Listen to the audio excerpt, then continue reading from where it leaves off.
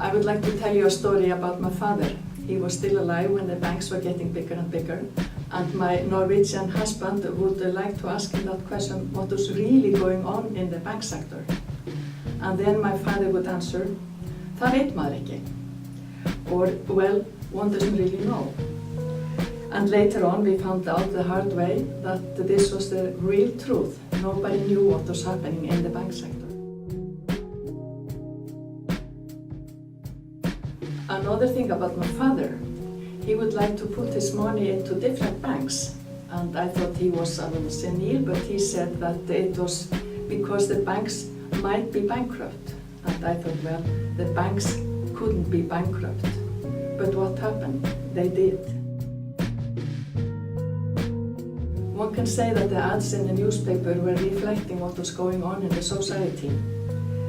The whole page ads from the banks, from those who were selling expensive cars, those who were selling fancy travels abroad, and those who were selling the famous flat screen monitors. Everybody had to have this, but later on we found out that we could really survive without all of this.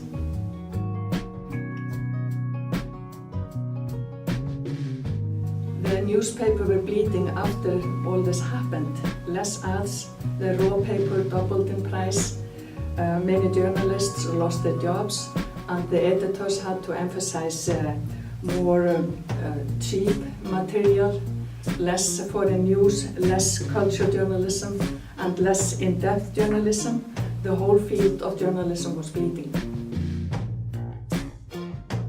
I have often been asked whether the journalists in Iceland failed during this period. I don't think they did. They actually couldn't understand the size of this issue. This was far too complicated and far too incredible. As the graph indicates, both Morgunblaðið and Fréttablaðið experienced a marked decline in the amount of advertisement found within their publications in the time period, with Fréttablaðið's percentage of advertisement falling from 74% of total content to 61% of total content, and Morgunblaðið's percentage falling from 42% to 33%. The different scope of advertisement between these publications can be attributed to the fact that while Fréttablaðið receives all its income through advertisement, Morgunblaðið also relies on subscription for income. Unfortunately, due to a period of sporadic publication in 2007, no data was collected on DFF in 2007. However, the changes tracked in 2008 and 2009 show a tendency to correlate with the development of Morgunblaðið in those years. At the same time as the amount of advertisement was declining, more news material was being published in all publications. However, while advertisement declined and news coverage increased, nonetheless, the percentage of advertisement and news material counted together also increased during the time period. For instance, while the average amount of advertisement in Fréttablaðið fell from 69.4% of total published material to 62.3% of total published material, and news coverage rose from 7.4% to 19.4%, the total amount of both rose from 76.8% to 81.7%. There is, therefore, an indication to be found that the space for news coverage rose to a further extent than can simply be explained by the decline in advertisement. In fact, news coverage at Morgunblaðið rose by 99% between 2007 and 2008, and news coverage in Fréttablaðið rose by an incredible 138% between 2007 and 2008, and by 162% between 2007 and 2009. This does not surprise me very much. I mean, this is really at the height of the Icelandic boom, and so I guess cash was flowing steadily in for the newspapers. The amount of advertisements decides how much space there is allocated to news. So when there's a lot of advertisements, the newspaper is bigger than when there are few advertisements. So it's not necessarily if there's a big event going on that the newspaper would be very, very large. So therefore, it makes sense that the amount of advertisements is so much, and the ratio between advertisements and news is so much higher in Fréttablaðið than Morgunblaðið. You can see from the research that the space for news increased while the advertisements the space of advertisements got less. That surprised me a bit. I would have thought that there would be like a positive correlation between the amount of ads and the amount of news. That the less ads you had, less news you would have, because of the fact I mentioned before that the number of ads that controlled how big Fréttablaðið is on any given day. The increase in space dedicated to news material was in a great extent an increase in space dedicated to domestic news material. For instance, if we continue to focus on the changes in publications of Fréttablaðið, space dedicated to domestic news coverage rose from 5.51% of total average space in 2007 to 15.88% in 2008 and 16.41% in 2009. The domestic news coverage, therefore, rose by 188% between 2007 and 2008, and by 198% between 2007 and 2009. I was surprised how much the news coverage, especially the domestic news coverage, increased during the meltdown. I mean, I assumed somehow that it would be quite a lot, but not that much. But I was also a little bit surprised that while the domestic news they increased so much in space, the same cannot be said about the foreign news. Because at the same time that this was happening in Iceland, there were really big events happening outside Iceland, in both in the US and Europe, where more or less the whole financial system was collapsing. I think the Icelandic media, both newspapers and radio and television, definitely made a lot of mistakes, especially in the run-up to the collapse during the boom years. Many of the media outlets relied on revenue gathered from the banks, and somehow I think most of the population of Iceland someone wanted to believe that this was really happening and that this was a real money that Iceland was producing. And journalists and reporters are just people like everyone else. But of course, they of all people the warning lights should have flashed in front of their eyes. And I think there were many lessons that were learned from this. And I hope we will take these lessons with us in the future. In 2007, the two newspapers analyzed showed that the amount of news in their publications averaged between 7.4 for Fréttablaðið and 13.2 for Morgunblaðið, and that at the time, for each page of news, there were 3 pages of advertisement for Morgunblaðið and 9 pages of advertisements in Fréttablaðið. It's incredible, and who wants to read a newspaper like this? And so I think they're killing their own product by doing this, but we have this element in ourselves, the greediness. So if you can get money, then you try to get it all. So that was kind of what they were doing. If they didn't say no, but they were at the same time ruining their own product, because you don't want to read a newspaper with that's just covered in ads. As we can see, what the increase of news material in Morgunblaðið signifies is that while in 2007 there were 0.33 pages of news material for each 1 page of advertisement, that number had risen to 0.82% in 2009. Similarly, the increase in Fréttablaðið between 2007 and 2009 changed the rate from 1.11 pages to 1.31 pages. I was looking at similar things as you are looking at in this study. I was checking on the impact of the economic crisis on the sort of composition and amount of different types of content in the newspapers. And it was striking that the total number of pages shrank a little bit, but not as much as you would have expected also that the free newspapers didn't shrink as much as one would expect because the advertising was going down. But in general, one can say that the sort of composition or the share of different types of content, you had that in similar ratios before and after the crisis.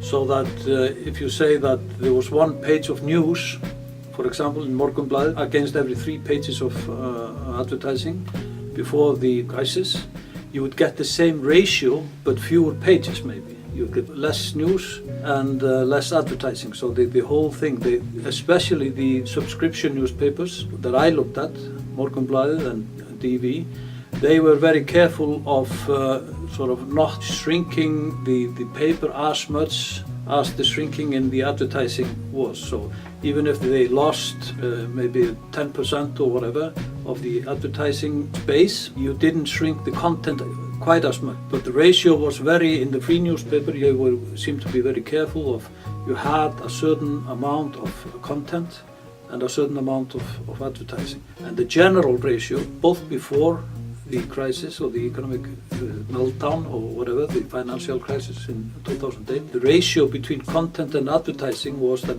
before we had 1/3 content and 2/3 ads in the free newspapers, opposite in the subscription papers, where you had 2/3 content and 1/3 advertising. After the crisis, the same ratio were there in the papers. You had 2/3 content in the subscription papers and 1/3 content in the free papers. So that's the sort of general rule. There was a slight variation, but in general that was the findings that I came across. As a side project, we decided to take a look at advertisements in Fréttablaðið, the only one of the 3 papers analyzed that does not charge any subscription fees. The focus was on 4 industries: banks, major international airlines, travel agencies, and furniture stores. The aim of this research was to see if the financial crisis of 2008 had any effect on how often these industries would buy advertisement in Fréttablaðið. That is to say, if there would be a noticeable difference from the amount of purchased advertisement before and after the crisis. Furthermore, advertisements from the bank sector were diagnosed to see if there was any change in their approach to the consumers, graphically or in language. The focus was on whether the advertisements after the crisis were more down to earth and geared towards a happy family lifestyle orientation, whereas before the crisis they might have been oriented towards a faster, keeping up with the Joneses and becoming rich lifestyle. In 2007, there was a total of 97 advertisements across all 4 sectors. In April, there were 54, and in August, 43. The bank sector accounted for almost half of these advertisements, with 46 advertisements in total, or 47.42%. The airlines had 8 advertisements, totaling 10.31%, and the travel agency had 14, totaling at 14.43%. Furniture stores had about a quarter of the advertisements, with 25 advertisements, or 25.77%.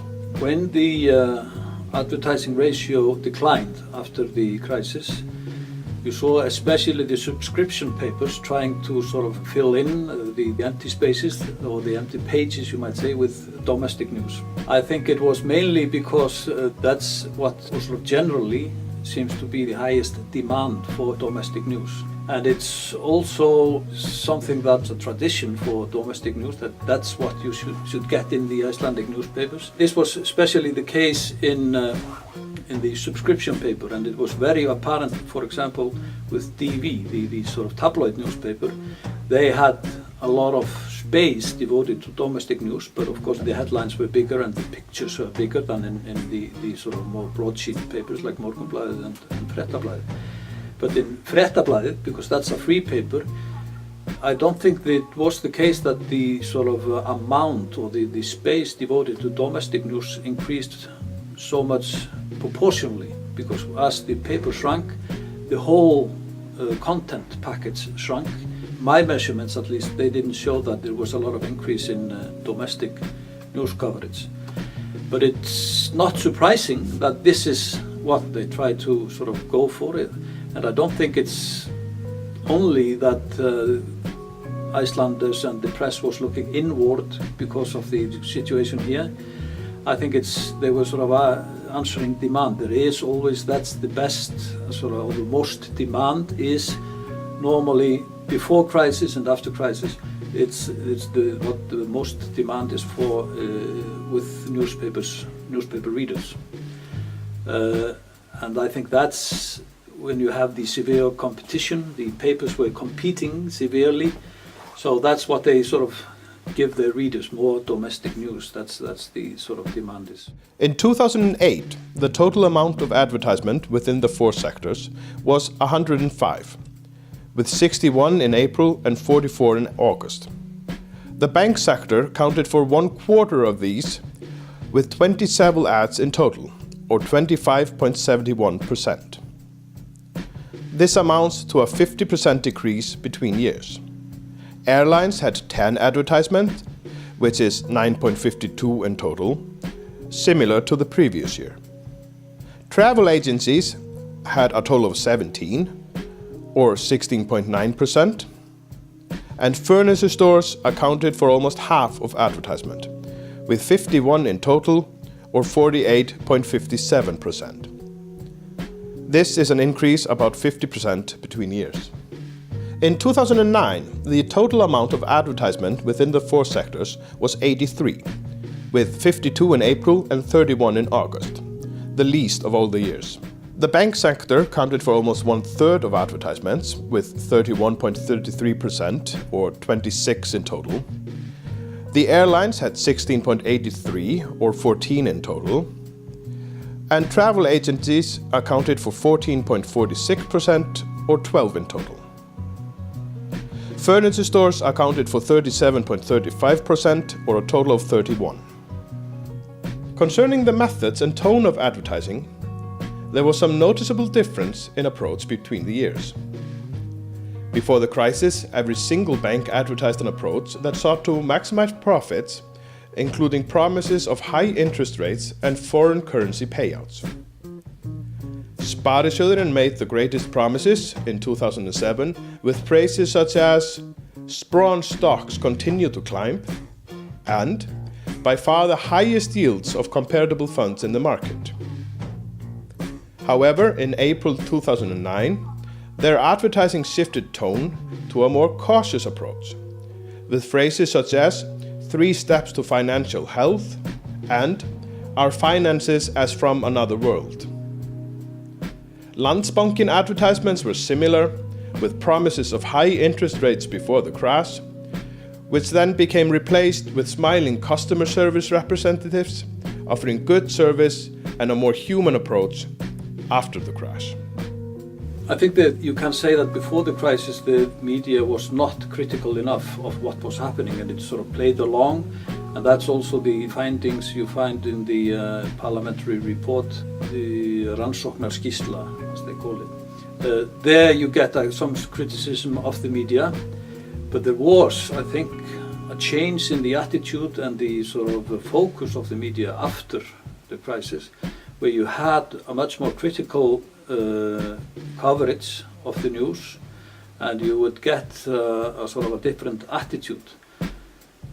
But whether the media failed, you might say the media failed before the crisis, but I don't think they failed after the crisis. They have been keeping up a fairly critical and sort of a balanced coverage of economic affairs, and they sort of were disillusioned, if you like, by the crisis. Came across, of course, a lot of criticism that they were too sort of had been too close to the tycoons and the banking sector before. There had been a sort of a cozy relationship between the media and the financiers before. So I would not agree that they had failed, but they could, of course, have sort of handled it better, especially before. But I sometimes like to think of it that way. I don't think there was much demand for critical coverage of the economic situation before the crisis, because Icelanders, the whole nation, was sort of take on this libertarian ride, and even though some of the media tried to raise some questions before the crisis, you had they were sort of silenced basically, and the media, being a commercial media, they sort of try and they don't sort of strive against the popular demand, and so you might also say that the public failed the media in that sense, that there was no demand for critical coverage.